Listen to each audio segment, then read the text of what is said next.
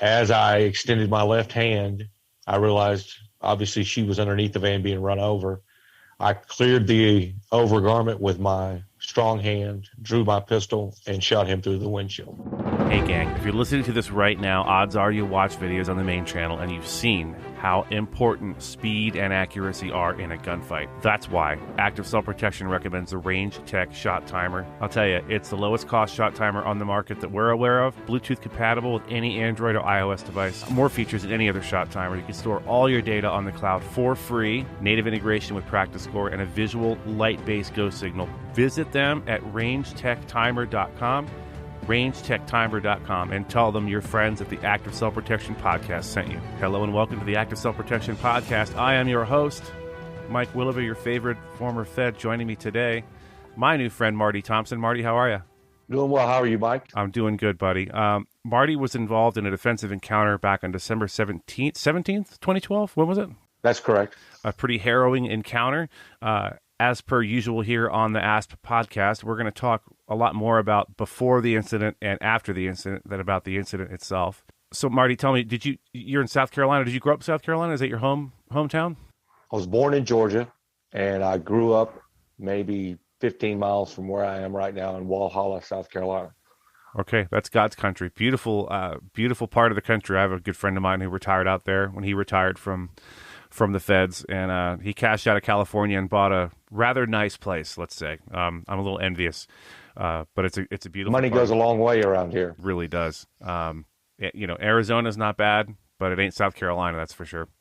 So you grew up roughly in that area. I know that you have some military experience and training. You were in the United States Army. You want to talk to us about what that was like and what kind of training you did? Sure. I joined in 1991, straight out of high school. So I was looking for the shortest enlistment possible, and that was M1A1 Armor Crew Member, which sounded like fun, driving a tank, right? Mm-hmm. So I went to basic at Fort Knox, Kentucky, which turned into one station unit training, which is translation 17 and a half weeks of basic training instead of 8 weeks back then. Same drill sergeants, same day for 17 weeks. Did that for a couple of years, drove a tank as a junior enlisted. And then when it was time to re-enlist, I went through the MOS book, like every Army person does. And I landed my finger on 97 Bravo, which is counterintelligence. And I re-enlisted to be a counterintelligence special agent for the U.S. Army. I went to school at Fort Huachuca, Arizona, speaking of Arizona. It's right around the corner, yeah. Right around the corner, to the agent's course, and then embarked on a career as a counterintel agent for the U.S. Army. I was stationed in Korea, Germany, deployed to Bosnia, Kosovo, and then eventually I did 5 tours in Iraq. That's quite something. 5 tours in Iraq is a lot. That seems like more than one soldier might do. Is that accurate? For the time frame, I would say that was abnormally high op tempo, because I'll tell you the years really quickly. I don't want to bore you too much with it, but it was 03, 04, 05, 06, and 08. So the op tempo was very high, but it had a lot to do with the units that I supported. As a counter-intel agent, I also did what's called clandestine human intelligence support. Basically, we ran human sources to provide intel, actionable intel against known terrorist targets overseas. We were in direct support of the Joint Special Operations Command, and I did that for the last 8 years of my career.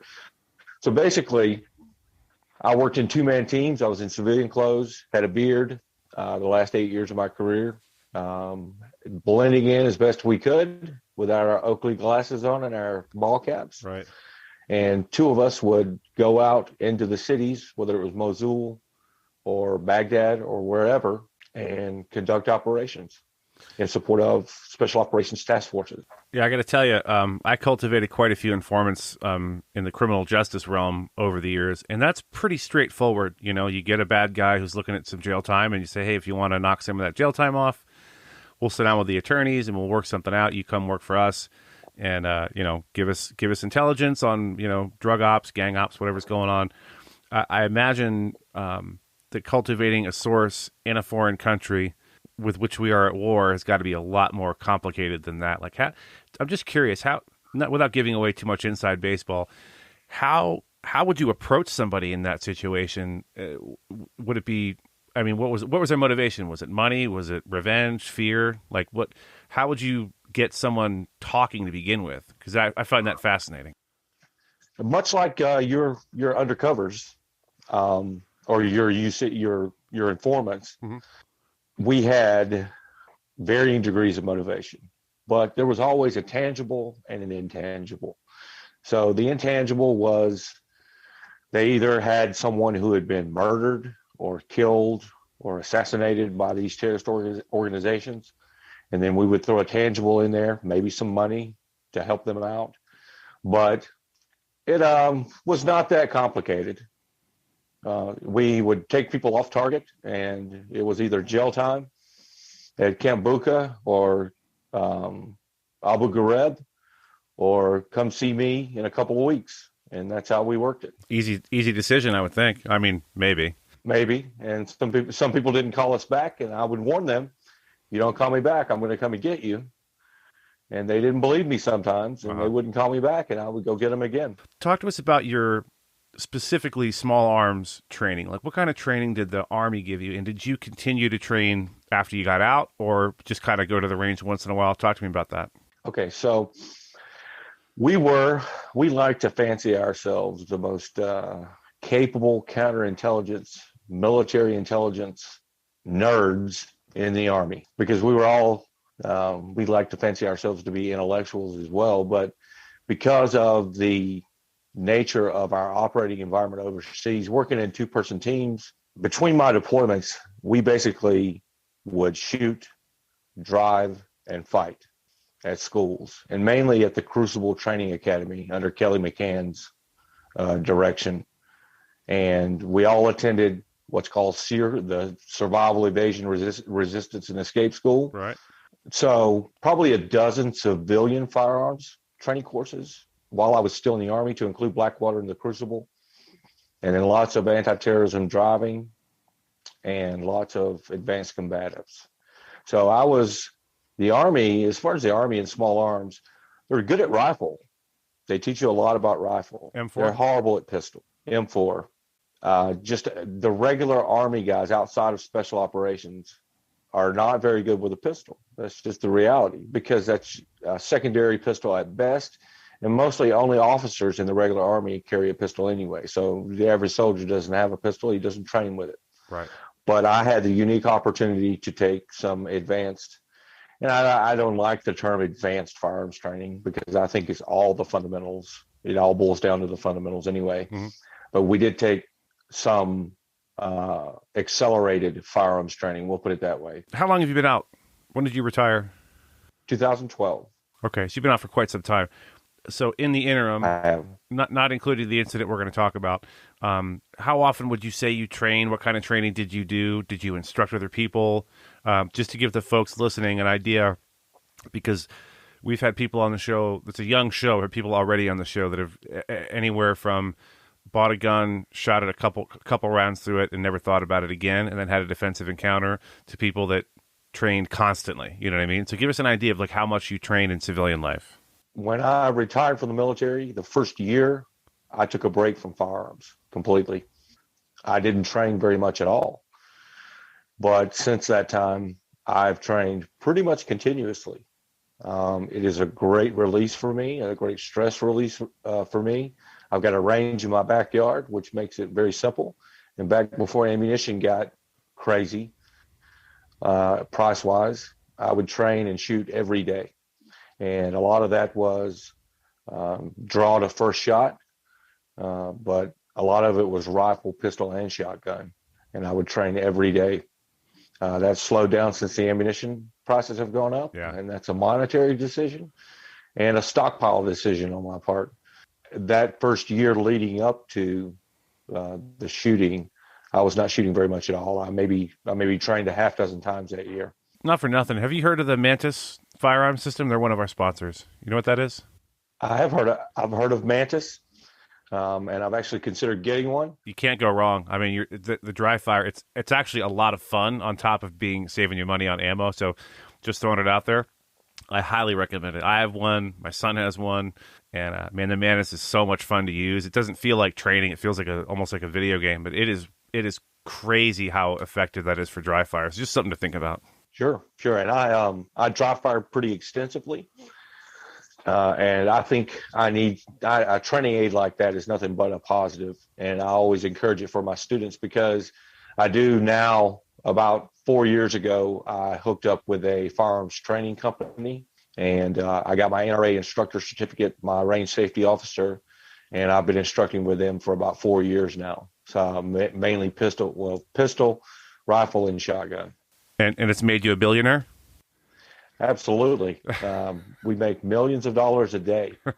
Actually, we're all poor, and we barely cover the provided lunches for the students, but we love what we do. Yeah, you and I were talking about this offline before we hit the record button about how enjoyable that is, especially newer shooters. And you're never going to become a millionaire. I mean, somebody might, but you and I probably won't. But that's okay, because we just enjoy doing it. We enjoy the interaction, like you said before, just the joy of watching someone go from being terrified to even have a gun in the same room with them, to relaxing, becoming competent, and enjoying shooting. It's a really gratifying thing. So that's awesome. It is, and as an instructor, you grow as an instructor as well, and you learn how to impart knowledge to those students. And it's the little tips here and there that really make the difference. Not for nothing, but next year we're going to have another one of our cohorts for the Active Self-Protection Instructor Development class. I'm in it right now. It is absolutely phenomenal. I highly recommend it if you have the time. It's really a cheap class considering what you get for it. And Samuel Middlebrook runs it. Carrie Dudenhofer's running it right now, but Sam will probably be running it again at that point. And the two of them are just absolutely the best instructors I've ever had the pleasure of learning from. So, I'll tell you, Mike, as an instructor, if you're not also a student, always a student, I think you are shortchanging yourself and your future students and your current students. 100%. So that's definitely something I will consider. Right on. Well, if you do it, we could actually meet IRL. We could actually meet in real life, because I'll probably be a part of that next year. So that'd be cool. Talk to us about this the incident that happened back in 2012. So you're out having an evening out. Just walk us through what happened in your own words. Okay, I'll start at the very beginning. We had actually attended, unfortunately, a funeral that day for a friend of ours. His mother had passed away, and afterwards we met him for dinner. And myself and my girlfriend at the time, we met him, and then his sister and her boyfriend met us there as well. I knew, obviously, the friend whose mother had just passed away, the male. I did not know his sister. I did not know the other male. We were introduced, and I'll tell you, Mike, doing what I did for 22 years, I can get a kind of a feel for people. Mm-hmm. I think better than the average person. I like to think anyway. I just didn't get a good vibe off the guy. Can't really put my finger on it to this day, but I don't know. He was just sketchy. He was a sketchy guy. Mm-hmm. Very fidgety. We had dinner with them, and at some point, the girlfriend, I was carrying concealed. Back then, I carried at 4 or 5 o'clock. Mm-hmm. Not AIWB, because AIWB wasn't a thing back then. The sister and the male got up and left at some point, just briefly. I think they went outside to smoke or something. Mm-hmm. And the brother got up as well and went out to join them. I stayed there with my girlfriend inside the restaurant. At some point, the brother came back in after maybe 5 minutes and informed us that the male was in the back of the restaurant, and he was physically assaulting the female, his sister. So I don't know about you, Mike, but I'm just not going to tolerate that. I wasn't looking for a physical confrontation. All I was doing was looking to stop him from physically assaulting her, if in case that is what was happening. Mm-hmm. Went outside behind the restaurant with the brother, and she was in his van with him. He was in an Econoline 3500 van. And he had actually pulled that van perpendicular to the side of my truck, as chance would have it, in the parking lot. When he saw myself and her brother, he actually had her by the hair of the head, punching her with a closed fist in the face. When he saw us, he let her go. She bailed out of the van, and he locked eyes with me. And then my girlfriend came around beside me, and as she came around, he threw it in gear and started forward. He hit my girlfriend. My girlfriend went underneath the van. The van contacted me. I extended my left hand to keep myself from getting knocked down and pulled under the van as well. And as I extended my left hand, I realized obviously she was underneath the van being run over. I cleared the overgarment with my strong hand, drew my pistol, and shot him through the windshield. So you were at that point. So if the hood ornament is 12 o'clock, where were you approximately when the shot broke? Hood ornament was on my navel, okay. Approximately. Okay, so was he at that point when the shot broke? Was he still moving? Was he still moving forward, trying to hit you? Still moving. He never stopped moving forward. Okay. Even after I shot him, the only effect the shot had on him was it caused him to turn the wheel hard to the left and actually veer off of that straight line, which rolled me off the front of the van. And he left, didn't run me over. The back wheels missed my girlfriend. She just got hit by the front wheels, and he drove off. So I read the story. He went, found a hospital and got treated. The round went through the windshield, and then where did it strike him? At the last second, he threw up his forearm, his right forearm, and it went through his forearm and into the, I think, right side of his neck and lodged next to his spine. And he drove 30 miles to the hospital with a hollow point 9mm lodged next to his spine. Wow. So, and I'll just add to this, Mike. Without getting too much into it, I did some car shoots as part of my advanced or my accelerated firearms training, but none of that came into play. It happened so fast that I just leveled the sights and broke the shot as good as well as I thought I could. That's interesting. Yeah, it's actually a very interesting point for you to bring up because I've done some like vehicle assault, training or whatever, and you always wonder, hey, am I actually going to be doing this stuff when the fecal matter comes into contact with the oscillating air movement device? And yeah, that's interesting that you say that it didn't come into play.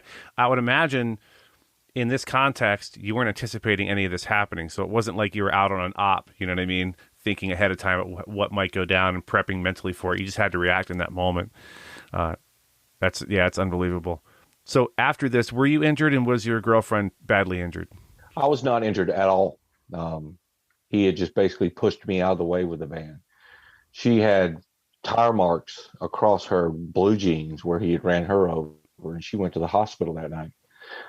Fortunately for her, it was just minor injuries. She had some bruising on her legs, and that was it. Wow, that's amazing. That's a miracle. 40 Econoline vans are not known for their lightness. It's a big, heavy vehicle. It's built on an F-350 I some of that I attest to the back wheels not hitting her. I'm not sure at this point if she actually tried to move out of the way and they missed her, or because of the way that he turned the van, it actually moved the trajectory of the van away from her. Tell me about the area this happened in. Was this a rural area, urban area, suburban? Small city in North Georgia. Okay. Very small city called Clayton, Georgia. Very small restaurants, bars, downtown, but only a few. Okay. After this, I assume you or someone else called the police and probably for an ambulance. So I called the police, told them that I just shot someone because I was relatively certain that I had shot him. Mm-hmm. I said that I didn't. When it comes to car shoots, you do a lot of windshield work, and when you're high, you shoot high. When you're low, you shoot low. And like I said, I really didn't take any of that into account. I just leveled it and fired, but I was pretty sure I'd hit him. And just in case I had, I told them that I had shot someone who was trying to run me over. Uh, I could hear the sirens within minutes coming to our location. I had already cleared my pistol. I dropped the mag, locked the slide to the rear, and placed the pistol on the toolbox of my truck. And I got down on my knees, put my hands behind my head, and they came out guns drawn out of their cruisers, which I expected them to do. Right, sure. The police arrived in relatively short order. Were you detained? Were you cuffed? Were you questioned? Kind of walk us through that, because I think one of the reasons people are going to listen to this show is so they know what to do. We've had a pretty wide variety of aftermath, after action reports from people. So the police show up. You, obviously being very smart, decided to make yourself as little a threat as possible, got the gun away from you, got your hands on your head. So I assume they proned you out or whatever. They handcuffed you? They handcuffed me. At first, they handcuffed me behind my back on the ground. They did not handcuff my girlfriend. They put her in the back of a police cruiser. Then they moved my cuffs to the front and bagged my hands for gunshot residue. Okay. I sat in the back of the police cruiser. No one asked me a single question because they had called the Georgia Bureau of Investigation to come up and handle the shooting. And I sat in the back of a cruiser for 4 hours waiting for GBI to show up. What's going through your head during that moment? Did you ever doubt that the shooting was justified? Did you, because people tend to second guess themselves, or were you pretty confident this was not going to be a big legal problem for you? I was confident it was a good shoot. I was not 100% convinced at that point after 4 hours in the back of a cruiser that I was not going to suffer any kind of legal ramifications, because I know enough to know that it all comes down to the investigator in a lot of cases and the prosecutor and how they interpret what happened. So I was a little nervous, Mike. I'll be honest with you. I was confident it was a good shoot in my mind, but I don't think anyone can say that in that situation, honestly, that there's not some doubt that comes in. When GBI got there, I assume you talked to one of the investigators. Did they take you somewhere to talk to you, or did they just talk to you at the scene? And what kind of questions did they ask you? Did they Mirandize you, for example?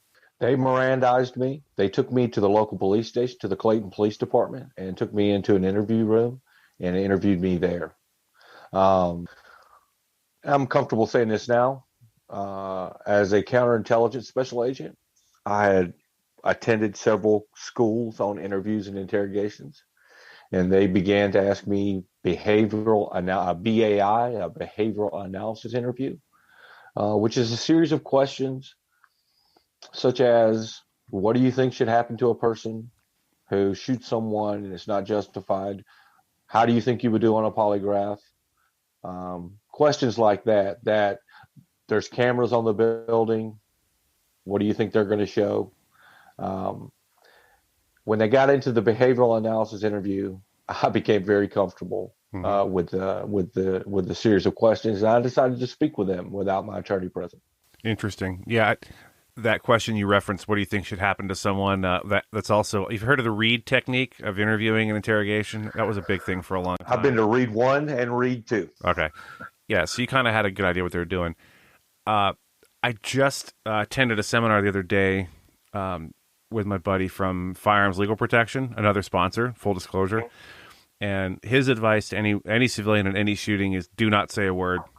Do not say a word to the police until you talk to an attorney. In fact, they'd say call 911 and your next call should be to whatever, in our case FLP, but whatever attorney you have on retainer, whatever service you use, and not say a word to the cops.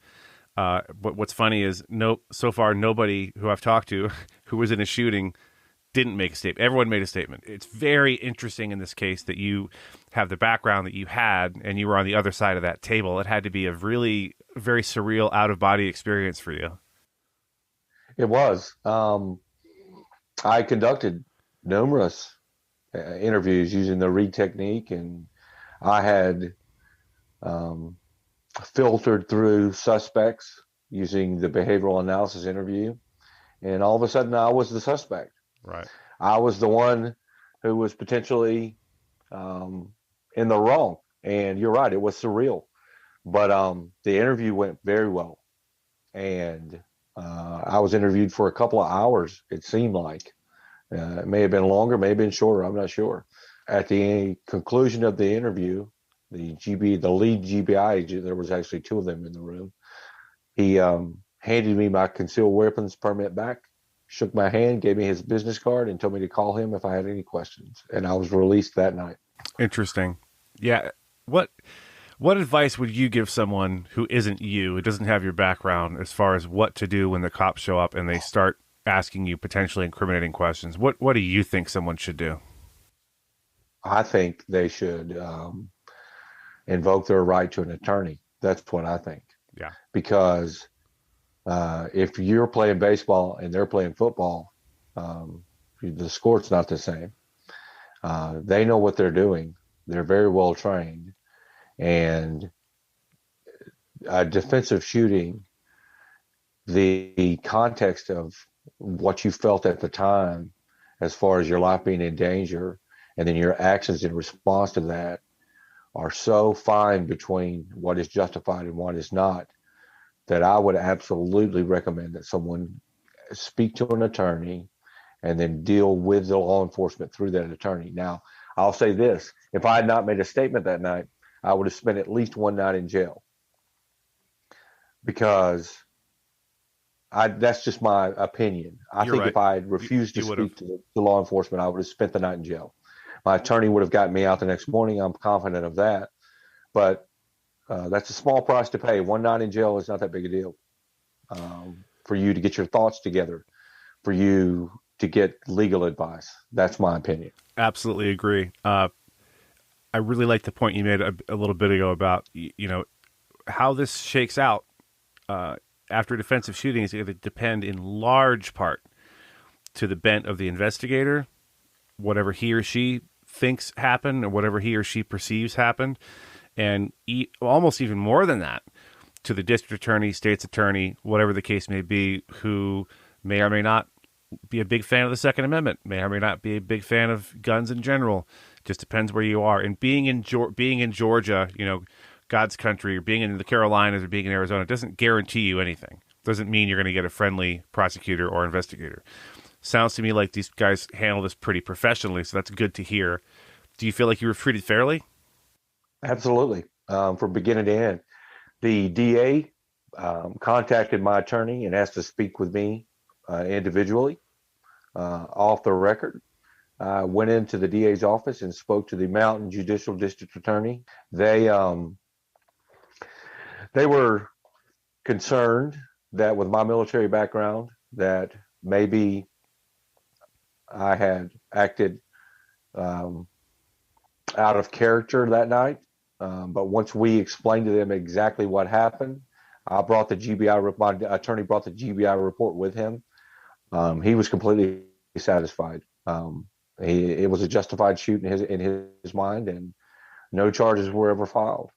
GBI has a very good reputation, by the way, in the law enforcement circles. They're pretty highly esteemed, very professional outfit out there. They're known nationwide.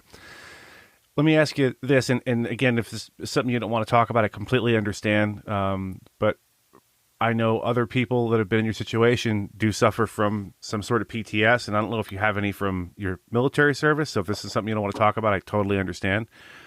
But I'll ask you, any issues with post-traumatic stress, nightmares, therapy, anything like that? Not from this shooting. I have some post-traumatic stress from my time overseas, right, but nothing from this shooting. The individual lived, and I'm glad he lived. It served the same purpose. Me shooting him was to stop him from injuring me and my girlfriend. And that the shooting accomplished that. The fact that he lived, I'm glad that he lived through it, because I don't need um, that additional trauma Hmm. in my psyche at all. So he lived, and I'm glad he lived. He suffered the bullet, as I understand, is still in his neck, but he suffered no long-term effects from the shooting. He will set off metal detectors for the rest of his life. He will, and maybe he'll think twice about running over someone's girlfriend and trying to run that person over and kill them. Right. I got to tell you how important it is that you said what you just said, that you're glad this guy made it, because I think there's a portion of the kind of our Second Amendment community who they're very, very sure of themselves. And if they got into a shooting, this is how it would go down, and this is how they'd feel afterwards, and they wouldn't care if the guy lived or died. If you've never been around a critical incident like that and seen the aftermath of a shooting, then you have no idea what you're talking about, because it's a terrible thing to take a person's life, and I think it's critical that you brought that up, that you're glad he made it. So now you're married with kids, living the dream in South Carolina, and you're still instructing. Did you want to share with us your contact information if anybody wanted to get in touch with you in that area to train with you? Sure, it's Delta Defense LLC, and it's deltadefensesc.com is our website. It has a full listing of our classes, and we have classes from Handgun 1, ladies only, CWP, concealed weapon permits, all the way to team dynamics, where we do room clearing as a team. That sounds like a lot of fun to boot, by the way.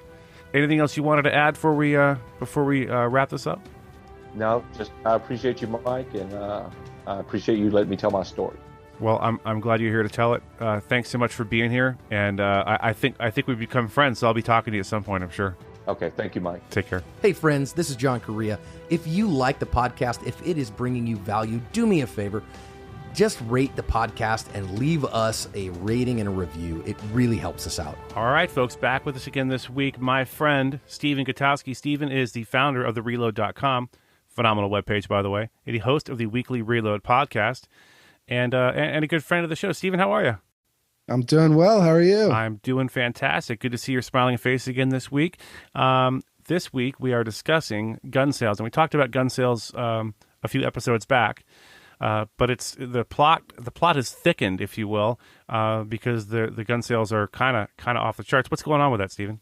Yeah, well, so we just got September's numbers in from the FBI, and as of January through September 2021, we've actually seen more gun sales than we did all of 2019. So that gives you an idea of where perhaps the new normal is after the pandemic and riot-related surges of last year.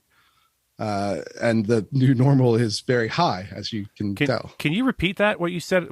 So from January to October. January to September, the end of September. Okay. We've had more guns than all of 2019. That's absolutely right. More gun sales in that period than there were for the entire year of 2019. And that's especially interesting because most gun sales, the best gun sales months are the end of the year. As we get into hunting season and we get into the Christmas, holiday season, that's when people ramp up buying guns. The summer season is actually the lowest point of the year. So now that that's ended, we're likely to start seeing much higher sales once again. So the fact that 2021 is already past 2019 tells you a lot about where things are headed. I think, if I'm not mistaken, every year, President Biden buys Jill a brand new double-barreled shotgun at the end of the year, per his advice that he gave out, which I think was phenomenal. But if you've never heard about very legal advice, President Biden's advice, shoot the gun in the air. Yeah, if you have a problem, just walk outside and blast off a couple of rounds of buckshot into the air. Yeah. You know what every good trainer says about warning shots is that you should definitely fire warning shots. Absolutely. Into the air, into the ground, willy-nilly. Yeah. Just start shooting your gun around. That's always great legal advice. But we digress. So moving forward, we talked last time about a new normal, and we kind of got into the weeds about what counts as, how do we quantify gun sales in reality, and we went pretty in depth. So if you want to hear more about that, that's a few episodes ago. But going forward, again, I have to bring up the kind of the hackneyed phrase, the new normal. Is there any indicator moving forward, this is going to be the new normal, that we'll always have this sort of this higher volume of gun sales, or do you see it slowing down, or what do you put on your Kreskin hat? What do you see happening? Well, usually in the industry, and you can kind of see this if you go to the Reload and read this story about gun sales in 2021, you can see the graph that NSSF has put together, and it's a gradual increase, and it's a sustained increase over time.